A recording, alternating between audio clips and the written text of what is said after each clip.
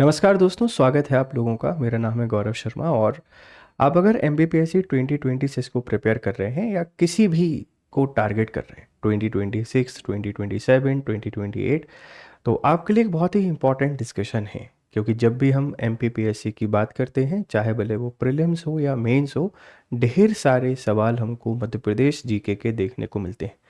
अब मध्य प्रदेश जीके अपने आप में इतना बड़ा है, इसको तैयार कैसे करें, इसको लेकर हर एक बच्चे के मन में बहुत सारी दुविधाएं रहती हैं। तो आज हम आपसे यहाँ पर चर्चा करेंगे कि अगर आप प्रीलिम्स 2026 को प्रिपेयर कर रहे हैं तो प्रीलिम्स 2026 को कैसे आप मध्य प्रदेश जीके को तैयार कर सकते हैं, क्या आपकी रणनीति होनी चाहिए, कितना समय आपको देना चाहिए, कौन कौन से स्टडी मटेरियल आपने यूज़ करने हैं, ये सारी बातें आपसे डिस्कस यहाँ पर की जाएंगी। ठीक है, चलिए। तो स्वागत है आप लोगों का। और आगे बढ़ने से पहले आपके लिए एक इम्पॉर्टेंट इन्फॉर्मेशन ये है कि हमारा ये बैच है आरंभ 14.0 और इस बैच की जो जो सेल है, मतलब अभी इसमें सेल चल रही है जिसको आप लोग अचीवर सेल के नाम से जानते हैं और आज एंड हो जाएगी 30 तारीख को। तो आप इसमें एनरोल कर लें। ये हमारा एक फाउंडेशन बैच है जिसके थ्रू आप पूरी तैयारी कर सकते हैं एमपीपीएससी की। प्रीलिम्स, मेंस, इंटरव्यू सब कुछ आपका यहाँ प्रिपेयर होता है। और अगर आप मुझसे जुड़ना चाहते हैं तो मेरा टेलीग्राम चैनल है, आप इसको ज्वाइन कर लीजिए। यहाँ पर आपको पीडीएफ मिल जाएंगी और सारी बातें यहाँ आप मुझसे कर सकते हैं। ठीक है, चलिए। अब हम लोग बात करते हैं मध्य प्रदेश की। तो सबसे पहले आप इस बात को समझें कि जब भी हम मध्य प्रदेश की बात करते हैं तो प्रीलिम्स में इसकी इम्पोर्टेंस इतनी ज़्यादा है। Whenever we talk about the MP, prelims में इम्पोर्टेंस इतनी ज़्यादा है कि अगर नंबर ऑफ क्वेश्चन के बेसिस पर हम इसको देखें क्वेश्चन, तो आप ये मान के चलिए कि 45 से 45 से 50 क्वेश्चन आपको यहीं देखने को मिलेंगे। अरे सर, आप एमपी पढ़ाते हो इसीलिए इतने ज़्यादा बता रहे हो? नहीं, इसलिए नहीं बता रहा हूँ। उसके पीछे कारण है। कारण क्या है? देखो, आपने देखा होगा एक यूनिट यहाँ पर एमपी हिस्ट्री, एक स्पेसिफिक यूनिट हमको देखने को मिलती है एमपी हिस्ट्री, जैसे हम लोग मध्य प्रदेश का इतिहास कहते हैं। मध्य प्रदेश के इतिहास के बाद एक यूनिट आपको देखने को मिलेगा एमपी की जियोग्राफी, मध्य प्रदेश का भूगोल। ठीक है, मध्य प्रदेश का भूगोल एक दूसरी यूनिट है। इसी तरीके से एक यूनिट आपको देखने को मिलती है एमपी ट्राइब, है ना, ट्राइब या जनजाति। और इस यूनिट को आप लोग जानते हैं यूनिट 10 के नाम से। फिर आपने दो यूनिट और देखी होंगी जहां एमपी पार्शियली देखने को मिलता है आंशिक तौर पर। एक यूनिट है 5 और एक यूनिट है 6।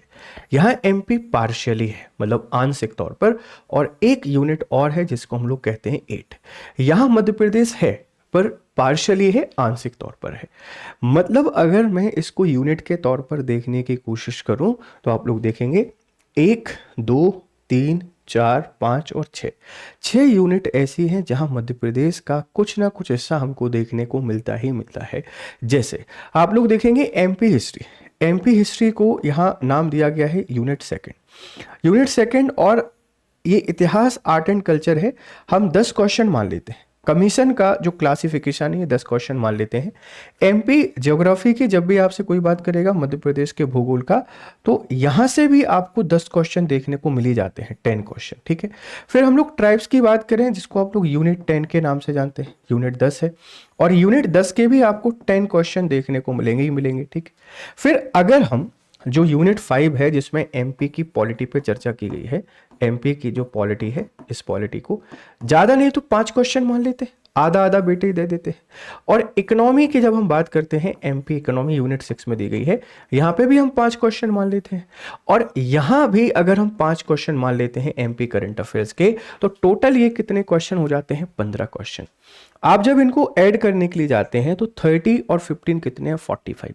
मतलब ये 45 क्वेश्चन तो फिक्स हैं, इससे कम आने की संभावना ना के बराबर होती है।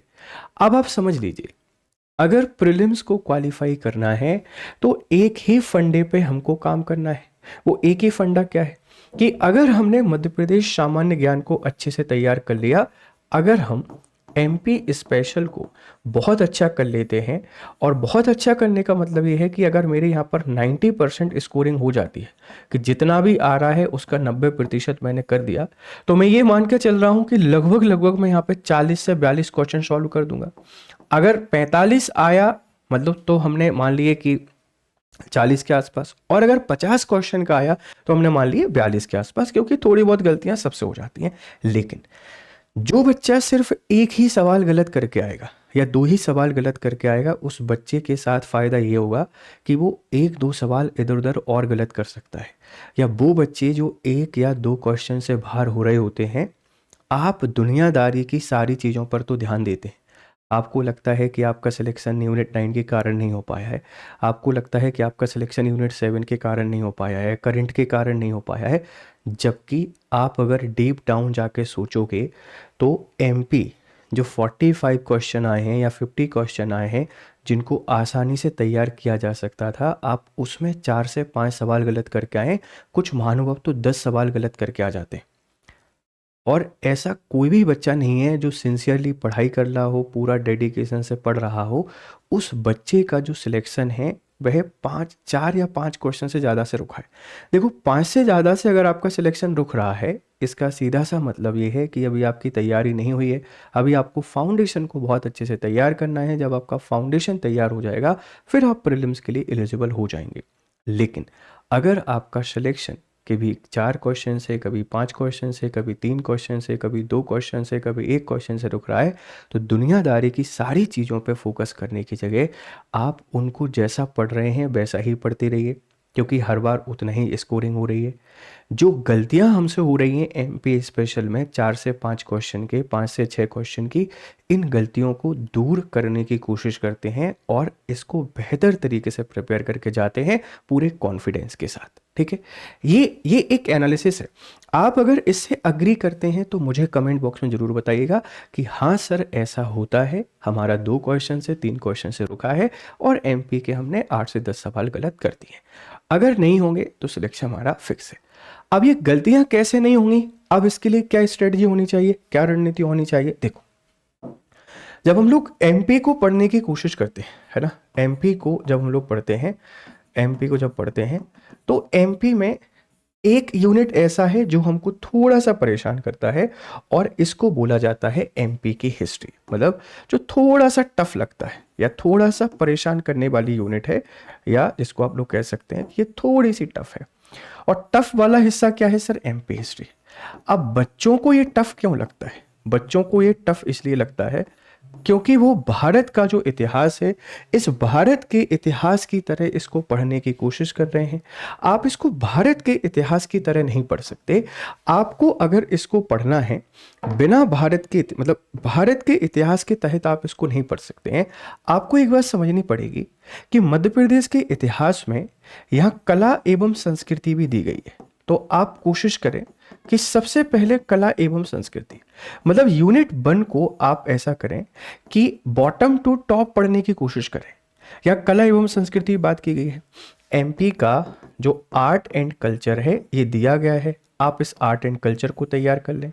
इसी तरीके से आप लोग देखेंगे यहाँ पर पर्सनालिटी की बात की गई है, पर्सनालिटी, तो आप पर्सनालिटी को तैयार कर रहे हैं, व्यक्तित्व को। ठीक है, व्यक्तित्व। इसके बाद आप लोग देखेंगे कि एमपी के राजवंश, जब राजवंश की बात आती है, डायनेस्टीज की बात आती है, तो बड़े सिंपल तरीके से आप सिर्फ ये पढ़ लें कि डायनेस्टी कहाँ है, इसकी कैपिटल क्या है और इसके संस्थापक कौन हैं।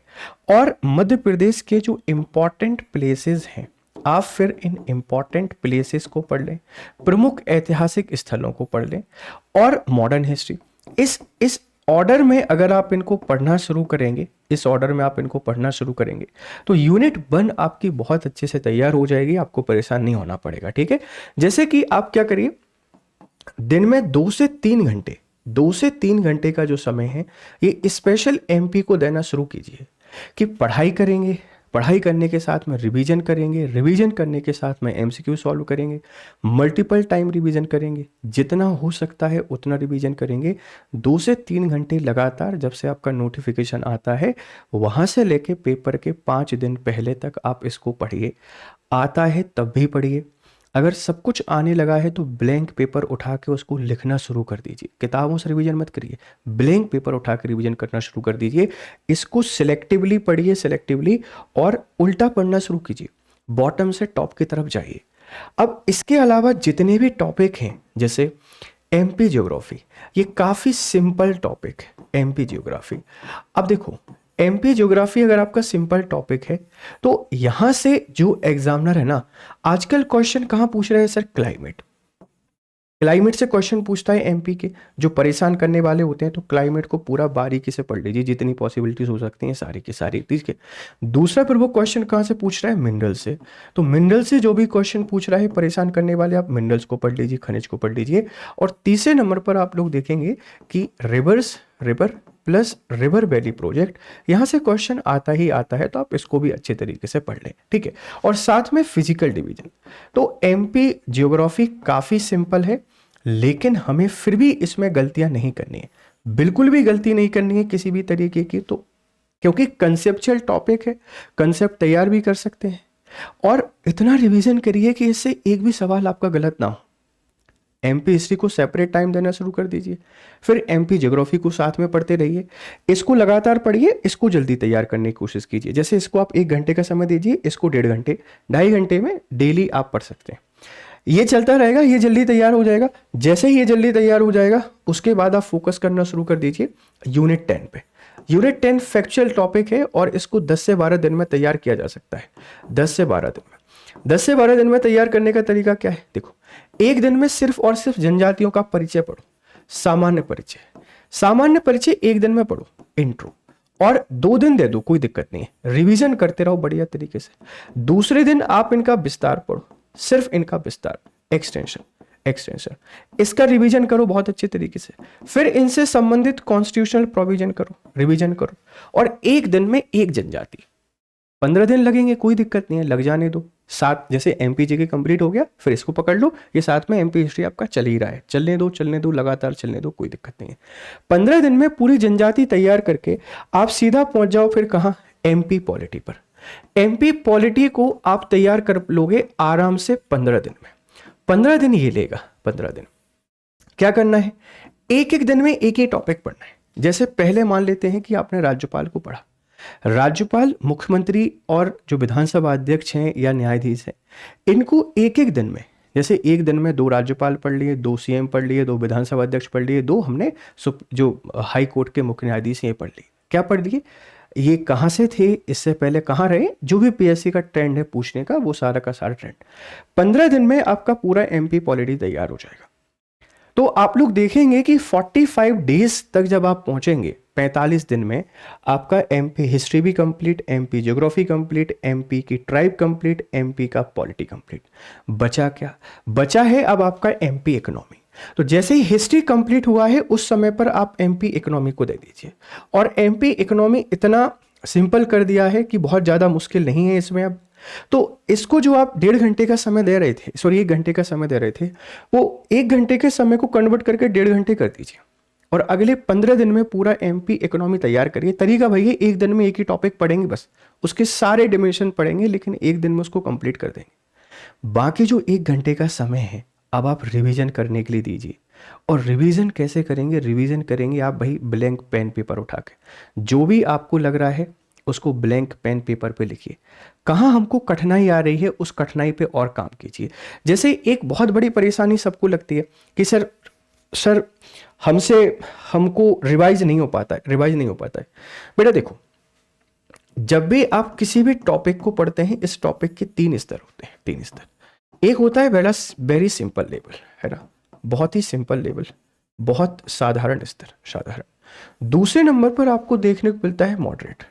सेकंड नंबर पर बेटा क्या आता है, मॉडरेट। और तीसरे नंबर पर आता है यहां पर हार्ड लेवल या टफ लेवल, हार्ड। अब आप इस बात को समझे कि सिंपल चीजें आपको याद रखने की आवश्यकता नहीं है। सिंपल वो है जो इन जनरली आपको 1 से 2 रीडिंग में तैयार हो जाएंगी। आपने 1-2 रीडिंग इनकी की और इनकी तैयारी हो गई, कोई दिक्कत नहीं है। जो मॉडरेट लेवल वाला है, आपको ज्यादा से ज्यादा 4 से 5 रीडिंग लगेगी, कि 4 से 5 रीडिंग इंक्लूडिंग आपका रिवीजन, और ये आपको याद हो जाएगा, आप परेशानी नहीं है। बच्चा क्या करता है, इसमें और इसमें ही उलझा रहता है। जब भी आपको परेशानी आ रही है, कोई भी जो हार्ड लेवल है, आप इसके नोट्स बना डालिए। जिसको मैं सिनॉप्सिस बोल रहा हूं बेटा, उसमें सिर्फ और सिर्फ आप इसको ही इंक्लूड कीजिए, इसी को। और जब भी आप इसको पढ़ेंगे, इनका ये वाला डायमेंशन, इसका ये वाला डायमेंशन ऑटोमेटिकली आपके माइंड में चलना चाहिए, ऑटोमेटिकली। बड़ी हमको छोड़ना कुछ भी नहीं है। टफ से टफ लेवल को भी तैयार कर सकते हैं, तरीका यही है। पहले सिंपल चीज़ें जो पहली बार में याद हो गई, सिंपल चीज़ें जो दूसरी तीसरी बार में याद हो गई वो मॉडरेट चीज़ें, जो दूसरी तीसरी बार में याद नहीं हो रही है वो टफ चीज़ें। तो ऐसे करके आप इनके लेवल सेट करके तैयार कर सकते हैं। रिवीजन करने का तरीका क्या है, देखो रिवीजन का बड़ा सिंपल फॉर्मूला है। क्या फॉर्मूला है कि एक तो देखो, इससे बड़ा कोई वेपन नहीं है, इससे बड़ा कोई वेपन नहीं है स्टूडेंट के जीवन में। और सिंपल तरीका क्या है कि जिस दिन आप इसमें 20% का रेशियो फॉलो करो, 20% का मतलब 80% स्टडी करेंगे जितने घंटे भी पढ़ रहे हैं, और जो पढ़ा है उसको उसी दिन रिवाइज करेंगे, उसी दिन रिवाइज करेंगे, ठीक है। अब उसी नाइट में आप इसी चीज को एक बार मेमोराइज करके सोइए एक बार, और जब भी आप अर्ली मॉर्निंग उठेंगे, अर्ली मॉर्निंग जो भी पढ़ा है आप उसको रफली अपने माइंड में ढोड़म चोड़म कर लो, ऐसा ऐसा ऐसा ऐसा सब कुछ याद आएगा, ठीक है, आप खत्म करें।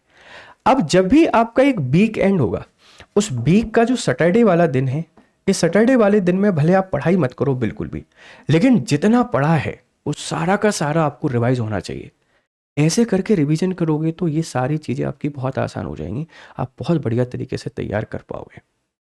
इसी के साथ में देखो, इंपॉर्टेंस हमको समझनी है, सपनों को कीमत हमको देनी है, इस तरीके से पढ़कर आप इसको बहुत बढ़िया तरीके से तैयार कर पाओगे।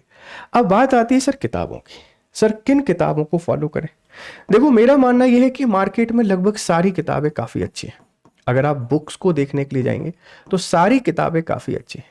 मैं हमेशा प्रायोरिटी देता हूं किस चीज़ को, कि आप अपने नोट्स बना लें। और नोट्स कहाँ से बना लें सर, या तो आप मेरे लेक्चर देख सकते हैं, लेक्चर के थ्रू, या किसी भी बुक को आप फॉलो कर सकते हैं, किसी भी बुक को।